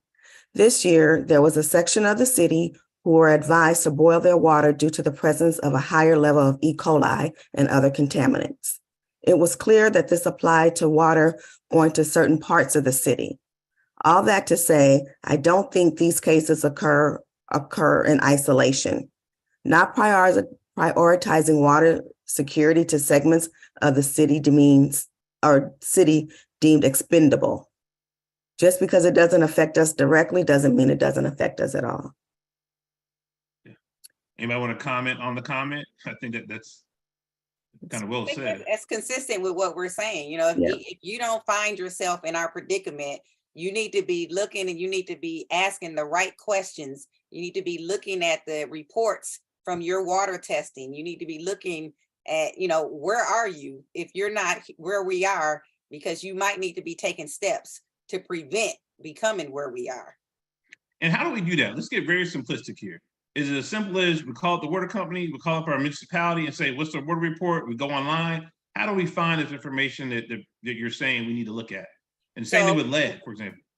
So for us, the EPA, that we get quarterly reports in the mail. Every household in the city of Flint gets reports that show that the water was tested, and it actually lists out, the results. Most of the people don't even read them. Because they're not looking for what it says. And some people don't know how to interpret the results, and they don't know what's high versus what's normal versus what's low. And so we need to educate ourselves. And that's the only way that we can put ourselves in a position of being on the precipice and going to our local elected officials to say, hey, these numbers don't seem right. Are you looking at these numbers? If nothing else, sound the alarm so that your local officials who may not be in tune or reading their own reports will start to look at it and start to ask questions so that you can get ahead of it. Because as you asked the question before, do we be on the defensive or the offensive? As the mayor indicated, if you're on the defensive side, you're too late. You're behind the curve and damage is done. And so you need to engage in prior preparation. And that can only come from educating yourself about your water quality and your, like he said, the loss. So if you have water coming through your infrastructure and you're losing half of that water before it makes it to its intended point, that's water waste. That's money wasted, because water equals money and somebody has to pay for that. So ultimately it gets all the way whittled down to the consumer, and then that's when we're like, hey, why are you increasing our water rates, and our usage is not equivalent. And so, it's just incumbent upon us. We don't have the luxury of sitting back and expecting people in the positions of authority to protect us. Because if you do that, you end up being in another crisis like Flint or Jackson. So you just have to be proactive. Ms. Morales Romero. Yeah, I just wanted to say that outreach, right? I mean, I think that communication is key here. And communication doesn't just come from the federal government. It has to come from all the layers, from federal government, state government, local government. We talked a little bit about lead today. How many people were aware of the consequences of lead? We're all born before, I don't know, so the thing is that people that were, I guess, born in the 50s, they remember hearing about lead because it was banned in 1978. And so they were young adults understanding it. My mom would always say, oh, we used to have to test you guys all the time, but that was in the 70s. Who talks about lead today? Nobody really talks about lead unless they get, their child comes home with a requirement of going to get tested or something like that. Other than that, it's not common knowledge anymore. It's not something that we talk about. The same thing with wider water crises is what's happening. Unless it flares up like the situation that happened in Flint, what happened in Jackson, and it becomes a national headline news, that's when everybody's paying attention to it. The reality is that we should be communicating at all times. Our nonprofits, our advocacy groups should be out there disseminating that information so everybody can understand, not just about lead, but everything that has to do with it. Here in San Antonio, I'm not gonna say we have a water crisis, but I can say that we have droughts and we are asked to only use water our lawns, once every week, and then it goes to a red status and we can't, use it for this or washing your car. I mean, there is serious situations here in the Southwest when it comes to water. Does everybody pay attention to that? No, because not everybody's talking about it. And so that's the best thing, is just communication, and make people be more active and provide the input and have their voices heard. I want to pick up something you said. It's not lost on me as an old defense counsel, when you gave the story about Freddie Gray. And I'm sitting here thinking, for any lawyers out here who are still in the defense world, and you have a client that's been arrested for X, Y, and Z, or there's a history of misconduct, how many of us are checking to see if lead could be traced to that behavior? I mean, that's a potential legal argument, I think, that you could make. And so, for the lawyers in the room, again, this is why this issue is so important. It hits places that we're not even thinking of or even aware of. And it could be, can make a drastic change in our lives or in your clients' lives. So, and speaking of changes, I do want to go back to Ms. Young, because again, it's not lost on me that you are a criminal attorney. I am. How did you, right? And why did you get involved in this whole matter? Now that because my understanding, you filed the lawsuits, right? How did that happen that you're the person involved in this? So again, that was just birthed out of necessity. I was not the first attorney that these group of individuals went to seeking legal assistance, because environmental law is not my forte, but they were unable to get anybody that specialized in that law to take on the case for a plethora of reasons. They didn't want to go up against the government. Governmental immunity is deep, and it's really difficult to pierce that shield. And so a lot of attorneys, they weren't willing to engage in that type of, and it's costly, and so for me, it was personal, because not only was I exposed, but my kids were exposed. So I took personal offense to how dare they treat us like this, in my community. And I believe that to whom much is given, much is required. And so I had the proper motivation, and I just had to do the research to put the complaint together to file it. So, and it involved from environmental issues to, equality in healthcare, access to healthcare, so that these kids get the necessary treatment. So, all types of justice was connected to just getting some water justice. And so again, out of necessity, it just took on a life of its own, and again, we settled with the state of Michigan and the city of Flint, and we had the largest settlement in the history of the state of Michigan, which was over $600 million. And 80% of those funds are classified for kids that were 6 and under, because again, they were exposed and they stand to suffer the most, but there is no safe level of lead, so, and people don't realize that. They say, oh, it's just a little bit. No, there's no safe level. So any exposure means you're going to have potential ramifications for unknown, undetermined amount of time. And so, that's how it got involved. We settled with them. We still have ongoing litigation with 2 engineering firms that we believe engaged in professional negligence, because they had the wherewithal, the expertise, and the knowledge to properly advise these people, the city and the state, and they didn't do their job. So we had people who were simply asleep at the wheel, and because of that, they should be held accountable. We cannot get any criminal justice out of this case, but at the very least, they should compensate the residents for what we have gone through. I appreciate that. We'll use these last few minutes. Is any other questions, or anybody want to ask anything to this great panel, or just have another comment? I want to share something that sorry. that comes with drinking water and the availability of water, because I know that we heard from Jackson that says that it's really availability of water in general, of safe water. The situation in Flint about the poisoning that was happening through the water and other things. Lead was one of them. It wasn't the only thing happening, but it's also the availability of water. So South Texas, for example, we still have settlements around the border cities that have no water. They have to go and they have to pick up their water miles away in big tanks in order for them to have just safe water in general. And so that scarcity is I was amazed. I never knew that could even exist in our country until I had to visit those areas. And I know that Sarah mentioned something about with the tribes and those communities, how they're affected. It just resonated with me, because I'm thinking that's what I see happening in our colonias. That's what these settlements are called, or these cities or small communities are called. They're called colonias. And what's crazy about it is that they're not even that far away from the bigger city. So, you'll maybe drive 5 miles out to one of the bigger cities like Laredo, But then again, those communities just don't even have access to water. They have to go and pick up their own water. So, why is that, right? I mean, if we think about diversity and think about inclusion, why does Texas pay attention to other parts of Texas and then not paying attention to the colonials? So it's something that resonated with what Sarah said.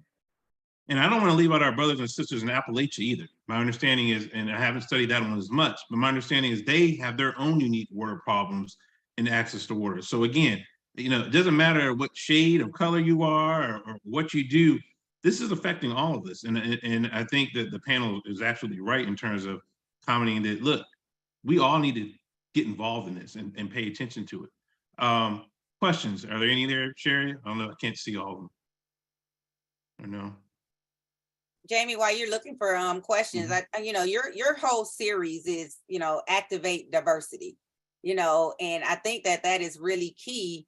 And, what I would want to encourage people to take from Flint's experience is, though we started out as the perfect victims, we became the victors because eventually we woke up, we spoke up, and we made a difference that the world was able to see. And that the ongoing increase in the corrections, they are now in the process of being made. So what I would say to people is to be a model and be an influencer for diversity, be a mentor. Don't be afraid to speak up and speak out. Don't be afraid to ask questions. Don't think that one voice cannot make a change and make a difference, because that one voice, some others may be thinking the same, but they may not say anything. And so you may have a lot of people in silence concerned about some issues. So we are encouraging you to speak up.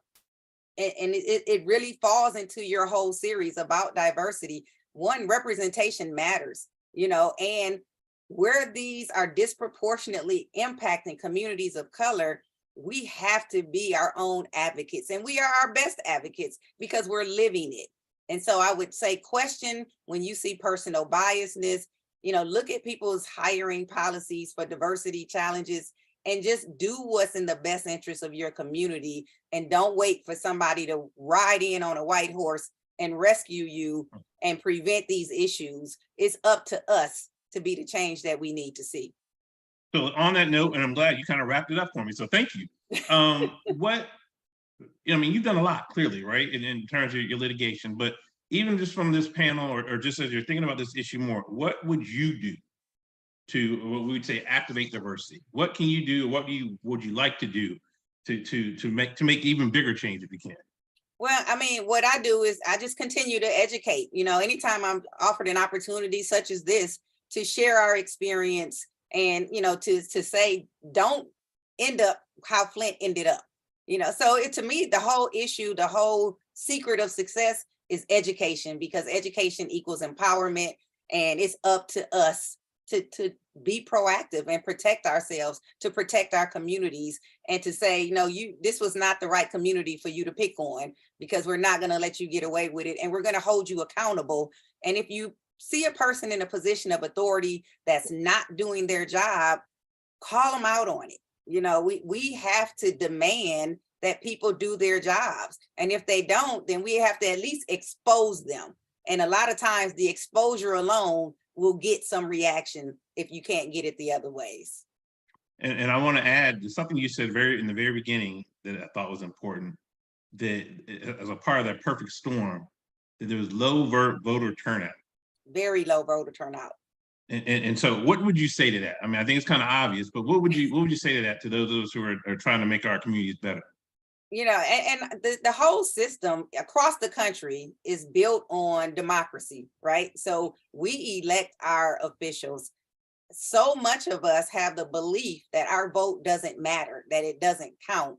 And, if we look at the power that we have collectively by putting our votes together, by coming together and saying, okay, who's not working out for our best interest? Who's not coming to our community meetings? Who's not addressing our needs or our concerns? Who's not answering our phone calls?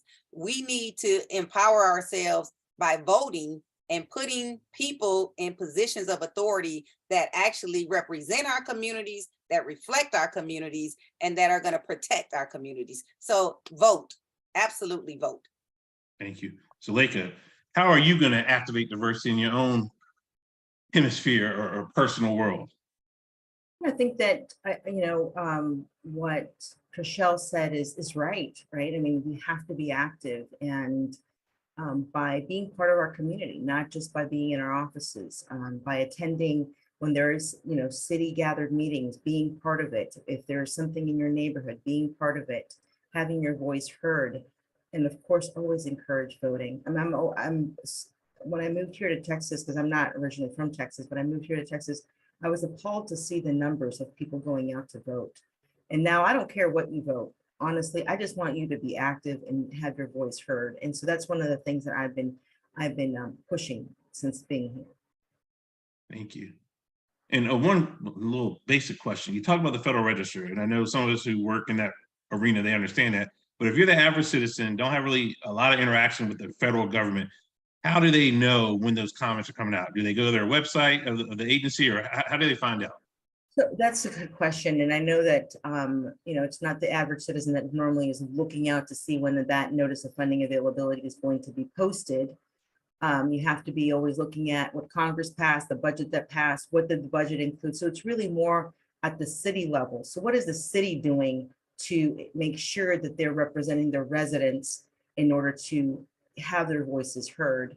What is those local representatives, those congressmen doing? What are their active? So it's open to everybody. Any person can go ahead and provide comment, but it's going to have to be someone that's actually looking to see what's going on, to know when the comment period is out. So we know when budgets pass. Budgets pass normally, it happens always in October. So by November, they're starting to take action. December, maybe something's going to be released for comment. So they have to be on top of it. But I would encourage them to be pushing their representatives to be the ones looking at those to be able to put in their 2 cents. Thank you. And last but not least, Mr. Boykin, how would you activate diversity in your world of finance or in your personal, arena? Well, I guess from the finance and personal perspective, I think one of the things is definitely looking at hiring practices within the authority, within our authority, just making sure, we continue with making sure we have diverse, panel members who are on panels, who are selecting people, making sure we are seeing people who look like us within the authority. So hopefully, when they can rise up within the authority and be able to make decisions and be able to help others along the way, and also just working more in town halls. I used to go to the town halls years ago, but I mean, even just attending things like this and being on this panel, I mean, it just gives you that feeling of, there's people out there who just need so much help. And at the times, we sit and sometimes you just get too relaxed. And even as you all were talking about voting, a lot of times you start thinking that, either you may think your vote doesn't count, or you may be thinking that, it's okay, the person will be elected. You're just assuming that the person will be elected, but you're sitting home just relaxing. So I think anything we can do to just help educate people more, for me with water, just trying to educate people more and trying to provide any type of assistance and making sure people know what programs are that can help reduce their water bills. I mean, I think that's one of the things I want to start pushing. Thank you. I think that is it. I don't think there's any more questions out here. I hope this kind of opened people's eyes. That was the idea. We're not solving the world. And there's actually more people we could add to a panel. Unfortunately, we couldn't get the EPA person we were working on, but maybe for a future reference. In fact, speaking of that, if you guys haven't watched the news, there was just a ruling from the Supreme Court today talking about water, kind of addressing the EPA's authority. And so check your local newspaper and read about that. So it's a hot topic, but more importantly, like I said, it affects us all. None of us are immune from water crises. It could be us tomorrow. And I think that's really the point I hope that we all take home, is that we're sitting pretty now. Some of us have had go through bad times, but it really could be us. And I mean, if you don't care about yourself, a lot of us have kids, we have family members. And so think about that, right? This is an issue that we need to get on top of. And hopefully, as the question was asked, are we gonna be proactive or not? And there's all kinds of ways to be proactive, but do something.